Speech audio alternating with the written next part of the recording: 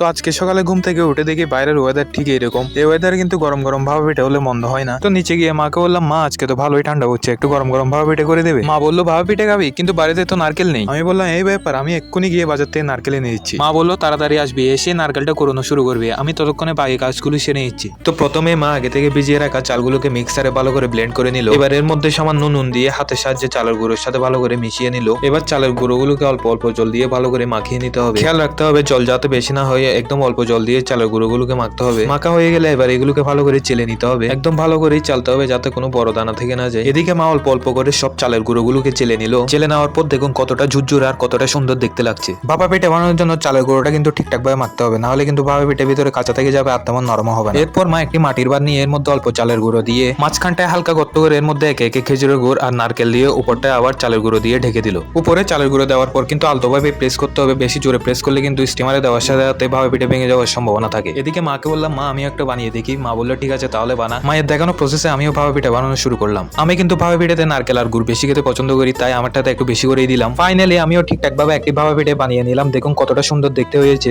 এদিকে মা একটি হাঁড়িতে জল গরম দিয়ে তার উপর একটি পাতলা সুতির কাপড় বেঁধে আগে থেকে স্টিম করে নিয়েছে। এবার পিঠেগুলোর মুখে সাদা সুতির কাপড় বেঁধে একে একে ওই পাত্রের উপর দিয়ে দিব। ভাপা পিঠে হতে কিন্তু বেশিক্ষণ সময় লাগে না, 5-7 মিনিট স্টিম করলে ভাপা পিঠে রেডি হয়ে যায়। আমি মনে করি পৃথিবীর সবচেয়ে সহজ পিঠে বানানো হলো ভাপা পিঠে বানানো, কারণ ভাপা পিঠে বানাতে তেমন বেশি উপকরণের প্রয়োজন নেই আর তেমন সময়ও লাগে না। 5 মিনিট স্টিম করার পর দেখুন পিঠেগুলো কত সুন্দর দেখতে হয়েছে। এদিকে মা পিঠে থেকে কাপড় সরিয়ে একটা একটা পিঠে তুলে নিচ্ছে। অনেকে চালের গুঁড়োটাকে কিন্তু ঠিকঠাক ভাবে মাখতে পারেন না, তাই ভাপা পিঠে ভেঙে যায় আর ঝুরঝুরে হয়ে যায়। আমাদের দেখুন প্রত্যেকটা পিঠে কতটা সুন্দর হয়েছে, একটা পিঠেও ভাঙেনি আর ঝুরঝুরে হয়নি। ভেতরটাও দেখুন কতটা সুন্দর দেখতে হয়েছে। ভিডিওটা কেমন লাগলো কমেন্ট করে জানাবেন, ভালো লাগলে ভিডিওটি শেয়ার করবেন, লাইক করবেন।